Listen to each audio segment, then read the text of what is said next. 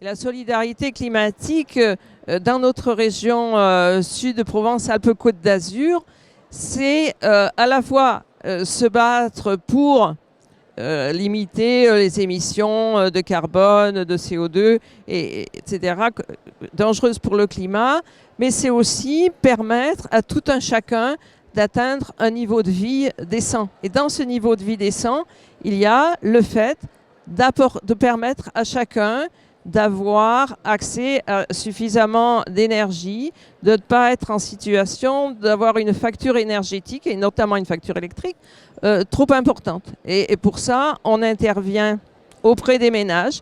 Et là, on lance un nouveau programme dans le quartier de la Cabucelle à Marseille, un quartier où il y a un tiers des actifs qui sont au chômage. Et c'est avec ces gens, on va travailler sur des diagnostics socio-énergétiques, on va leur apporter des moyens pour faire des économies d'eau et d'énergie.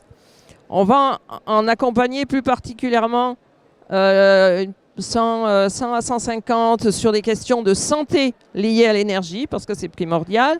On va aussi tester auprès de 50 d'entre eux le fait de faire des petits travaux à domicile avec le chantier d'insertion de la Croix-Rouge qui est déjà dans le quartier.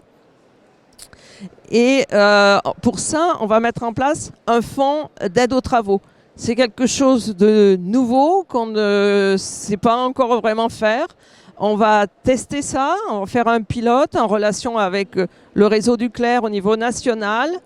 Et ce qu'on attend, nous, de ce rapprochement avec la Fondation des transitions et le mouvement de stop à l'exclusion énergétique, c'est de transférer, de faire que les enseignements qu'on va apprendre sur le terrain, une nouvelle fois, dans le travail avec les femmes, dans le travail avec les professionnels de la santé, dans le fait de faire un fort maillage territorial à l'échelle d'un quartier, et avec ce fonds de financement des petits travaux, des travaux de première nécessité, faire passer ça ensuite à une échelle plus grande, apporter des éléments qui pourront être diffusés par d'autres organisations.